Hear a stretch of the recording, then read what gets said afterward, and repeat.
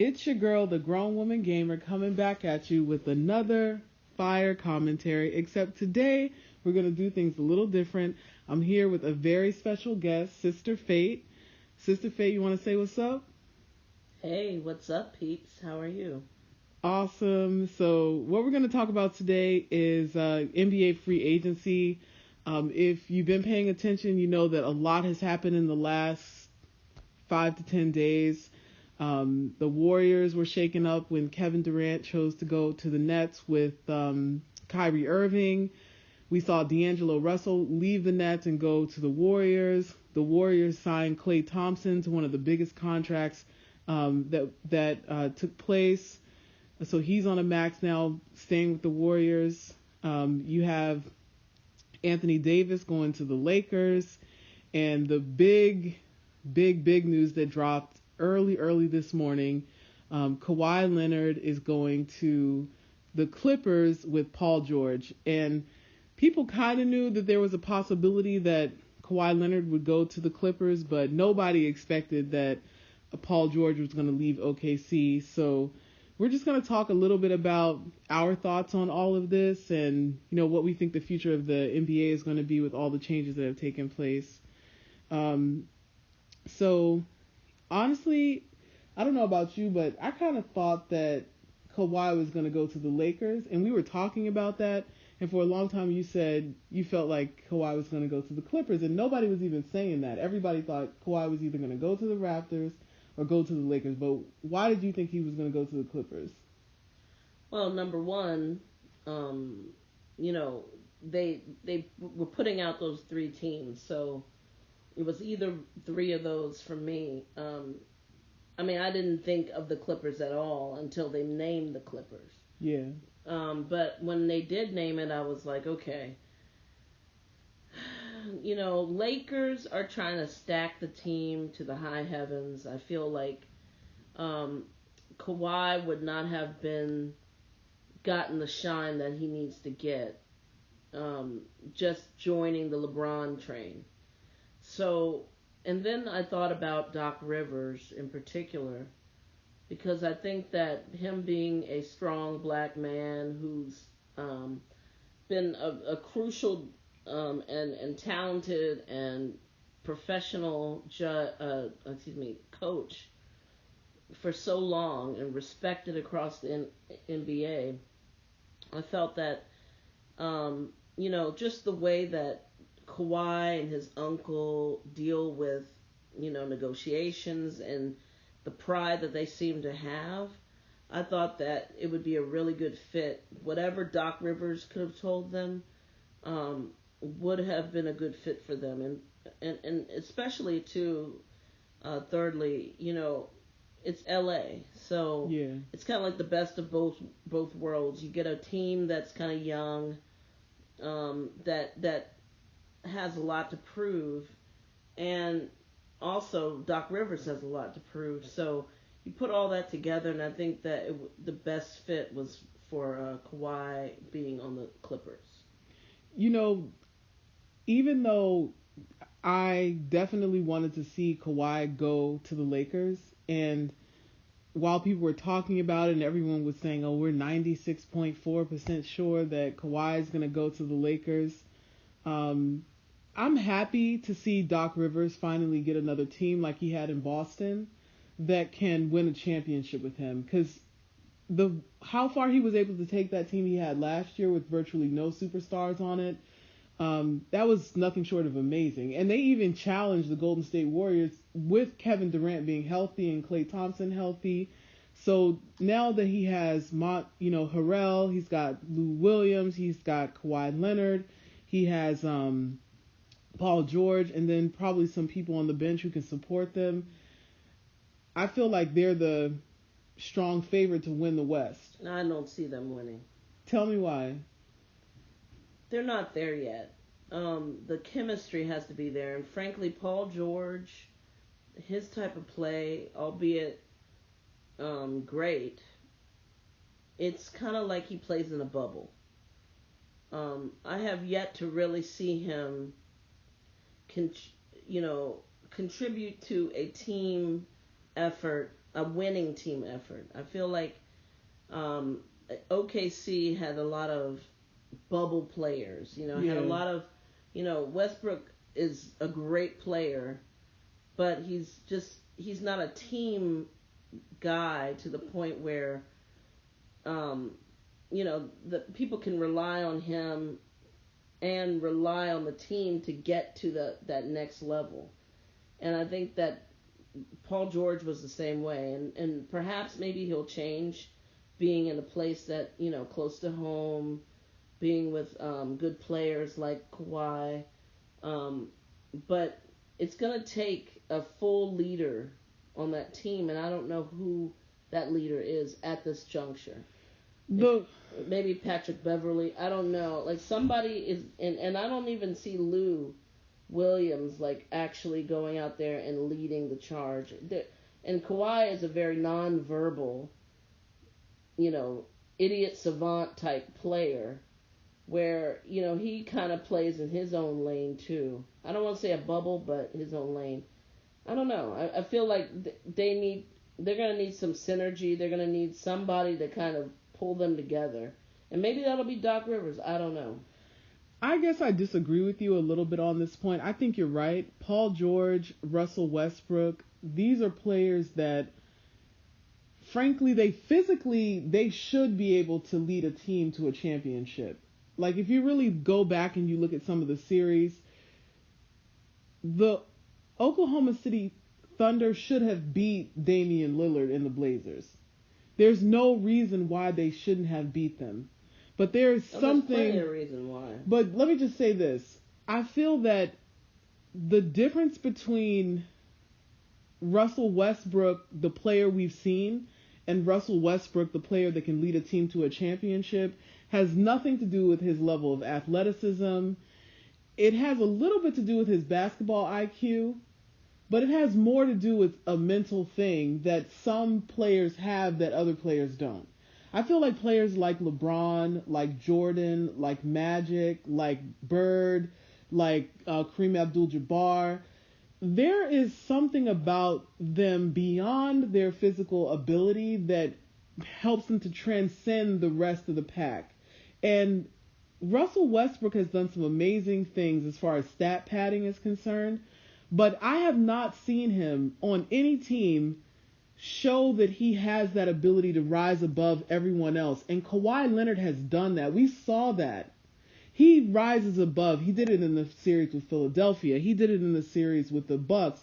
He did it in the series, obviously, with the Warriors, even though the Warriors, I think if they had Kevin Durant, they would have killed the Raptors. But the thing is, I think that thing that Kawhi has, that killer instinct, that high basketball IQ, that ability to make adjustments, that ability to be reflective and to really kind of slow the game down.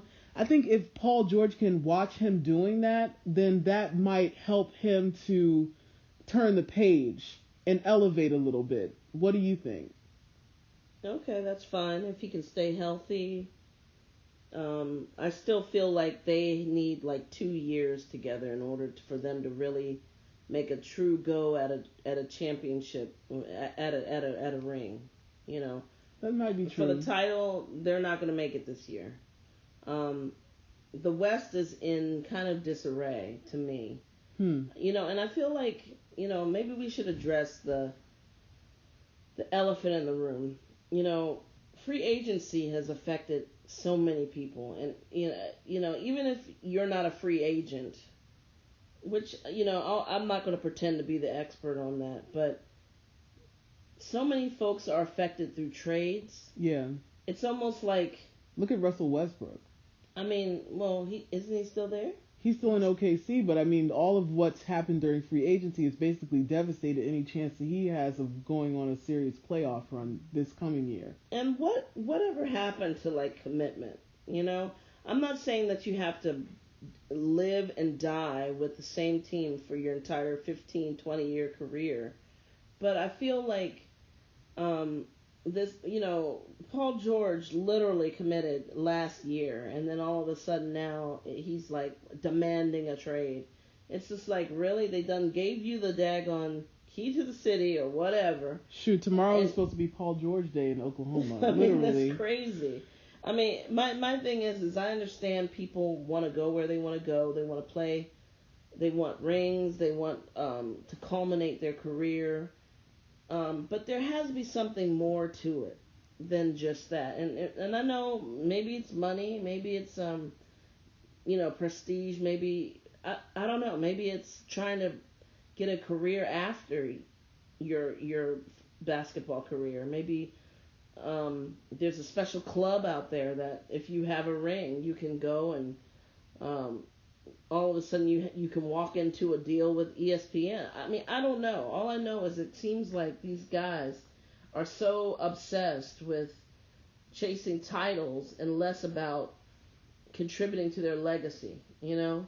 Like, what is James Harden going to say at the end of his career? That he was the king of the step back, or whatever they want to call it, and that, his beard was perfectly coiffed. I mean, what else is he going to say about himself? Well, he'll be like a lot of other players, like Barkley, like Malone, like Stockton, like Reggie Miller.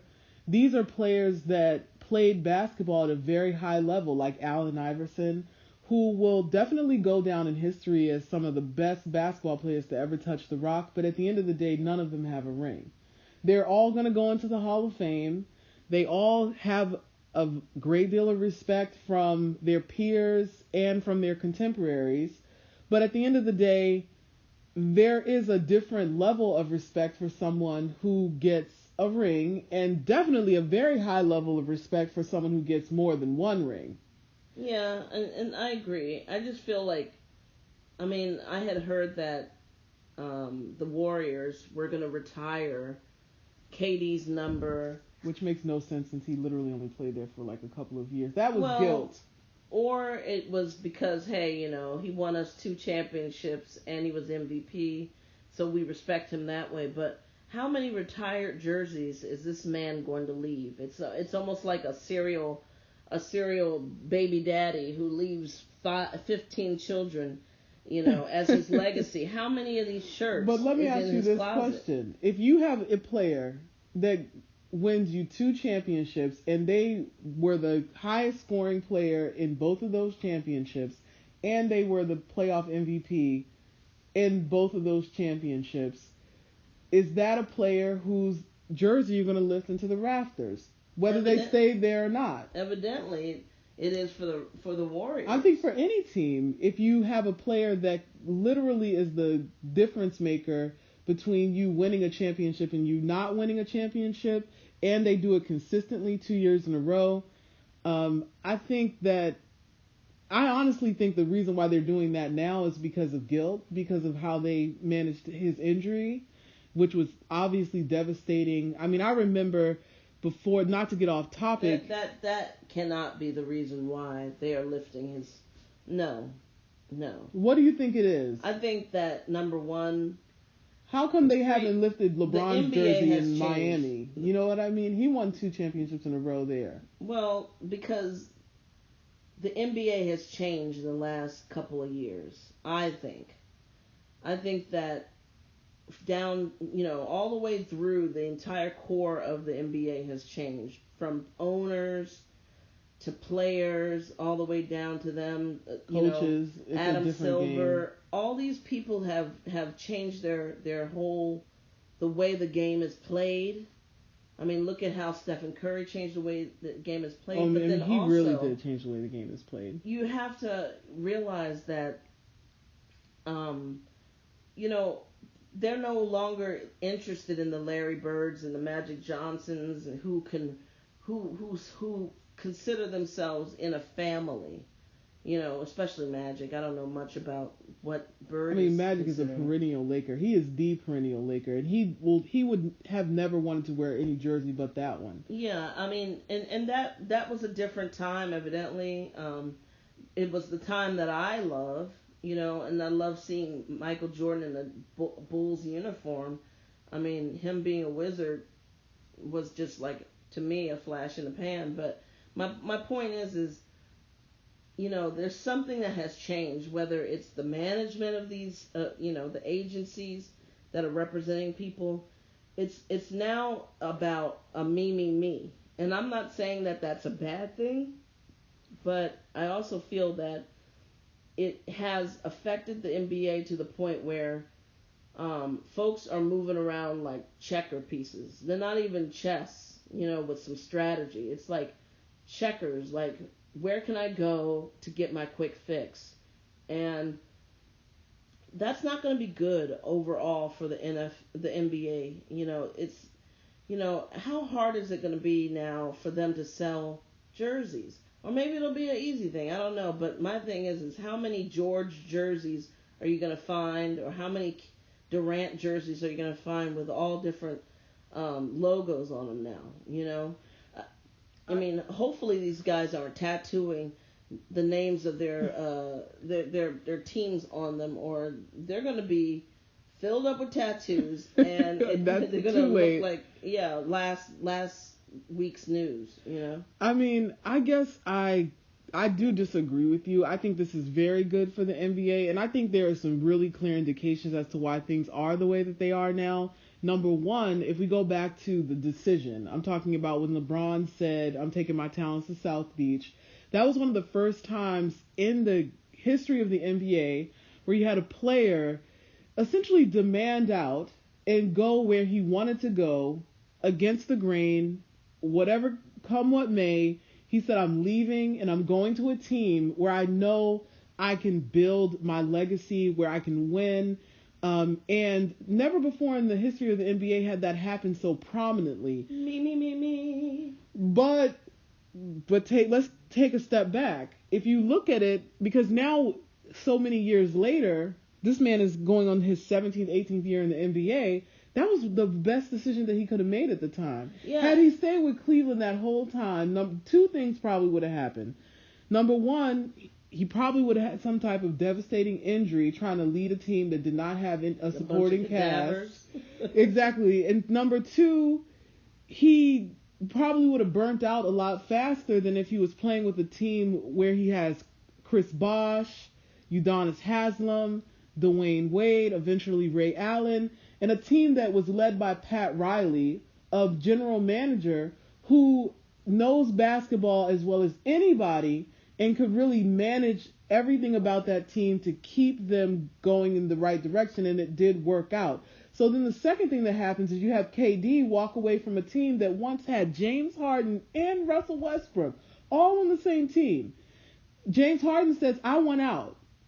Then KD says, I want out. Everybody criticized that decision. They called him a punk. They told him he took the easy way out. And they devalue the significance of his championships based on that decision. Well, hold on. But ultimately, that was the right thing for him to do. Okay, but let's go back to LeBron. LeBron did what he did. And people were pissed. But LeBron is old school in that his heart was with Cleveland. He came back too, and he got them one. That's what I'm saying. My thing is, teams are built, the strength of a team is ultimately in the fans. And the fans have their hearts with these teams. And it's you're ripping out a piece of everybody's heart when you keep moving back and forth. Now, I understand that if KD was not interested in being in Oklahoma, because that was not where his heart was. And maybe that was a toxic environment for him as well. Yeah, well, it seems like every place he goes, all of a sudden it's toxic. Maybe he needs to look at himself and figure out what the heck is going on. He doesn't really, I don't think he's figured out who he is as a human being, as a person yet. But let me finish, though. I feel like, at least we knew with LeBron, the reason why he got that criticism is because everybody knew his heart was with Cleveland. He loves Ohio. He grew up there. He wanted to support, be supported there and do his thing and bring a championship there. But he also was torn with his own selfish, ideas of what he had to do for his brand. Okay, that's great. It all worked out for him. Mainly because he's the excellent player that he is. I mean, he's the best player in the world as far as I'm concerned. And excuse us, there's some fireworks going on in the background. But, I mean, there's a whole bunch of reasons. I'm just saying that not everybody is LeBron. Okay, so if Kyrie and all these people want to jump around just trying to chase something that they might never get, they're going to look like a pass around in the NBA instead of an actual person who you might want to wife. Well, let me ask you this. Let me ask you this question. Let's look at the players that are hanging in there with a team and have pretty much been on the same team for going on at least 5 to 6 years. Damian Lillard. Damian Lillard says he's going to retire in a Blazers jersey. They just gave him a huge check, and he's got CJ McCollum, and progressively, admittedly, that team has been getting better and better every year. And it seems like they go a little bit further every year. When they met up against the Warriors, nobody expected them to win, and they didn't win. Great. They probably didn't even expect to win if they were being honest, with Kevin Durant, Stephen Curry, and Klay Thompson, Draymond, and the Hampton Five on that team. So let me ask you this question. There isn't a single team in the NBA right now who has a dedicated star player who's been with that team and hanging on to that team, like a Russell Westbrook, for example, who is a serious playoff contender. And that's because they're not moving around to land and kind of construct a team that is designed to beat everybody else. So if you're a player and you have an amazing talent like Paul George, for example, and I was just on a team for 2 years with Russell Westbrook and we could barely get out of the first round, if we could even get out of the first round, what is the value of me, somebody who is an MVP level talent? He got nominated to be MVP of the NBA last year, staying and trying to fight through quicksand and mud with Russell Westbrook to commit to something that is inevitably going to lose. Well, let's think about it this way. He committed 4 years.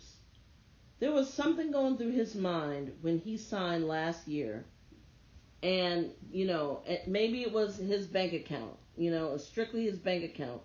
But evidently he forged some type of relationship with the owners, with the managers, general manager, all these people, enough to say, okay, I'm willing to commit.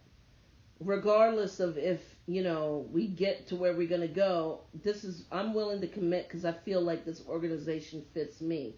Now, 2 seconds later, maybe Russell Westbrook stole his ankle socks or something, and now all of a sudden, I don't want to work with this guy anymore, so now I want to go and work with Kawhi. Same thing could happen. The same implosion could happen.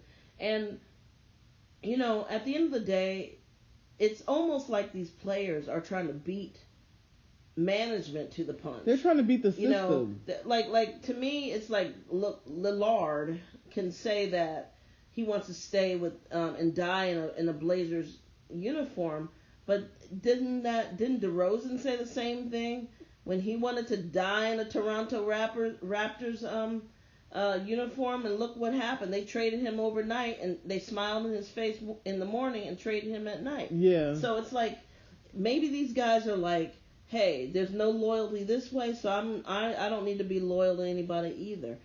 And I get that. I just feel like people need to take a step back and think, because all this, like I said, all this free agency moving around is affecting a lot of other players too, who wanted to live and die in jerseys too, and now you see them being traded as pawn pieces, to get these big, high-priced players that might not even commit properly. Or might get one injury What's away the point from of a contract if you're going to leave it in a year? I'll wrap up with saying this. I think that when people saw Kevin Durant go to the Warriors and they saw how stacked the Warriors were and how nobody could get through them, I think inevitably when you see somebody come up with a winning strategy in the NBA, historically people have tried to copy it. When the Warriors were all threes, everybody tried to go all threes and tried to duplicate that.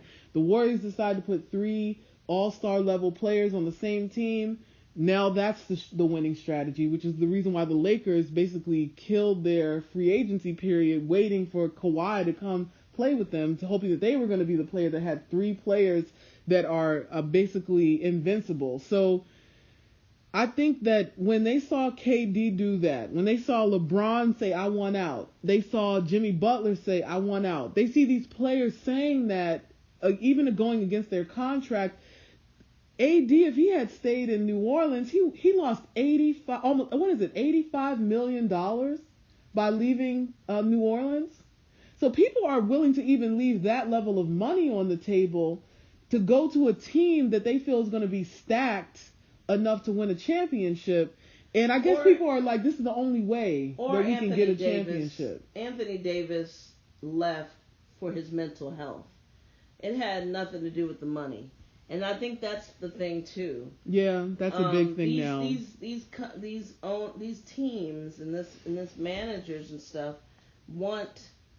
think that money is going to solve the problem. I mean, but look at KD. Not. He left $210 million in the problem is that they go to $141 million. They have a lot of money, but they don't know how to play the long game of chess. They need to, and they're too busy playing checkers with a whole bunch of cash, and they're moving these players like with no strategy. And I think that at the end of the day, these owners are interested in making and getting championships just as much as these players. So everybody's playing the same game right now, and it's getting to be a slippery slope. Well, I know for one, I'm very interested to see what's going to happen this upcoming season. The West is wide open. The West, I think, is wide open. I think there are certain teams that are going to contend. I think the Warriors are going to surprise people. I don't think they're going to be at the top, but I think that they're not going to do as poorly as people think that they're going to do, especially if Klay's coming back at the middle of the season. They're predicting that he'll be back in February. And you know how they do. They'll sometimes let the players sit for even longer if they know that they're going to get to the playoffs. But the way I think we should wrap this up is I want to know what your prediction is. Who do you think is going to be the leader in the East, and who do you think is going to be leading in the West when it's all said and done next year, barring injury, of course. We can't predict. Well, I don't think the Nets will be the leader. I think that they will make the playoffs. Yeah, but I don't think that they will actually win the full show. I don't think the Raptors are coming back for a repeat. No, I don't think so either. They're going to need a year to build up again and possibly have some more disgruntled guys want to go there. I don't know. But I do feel that,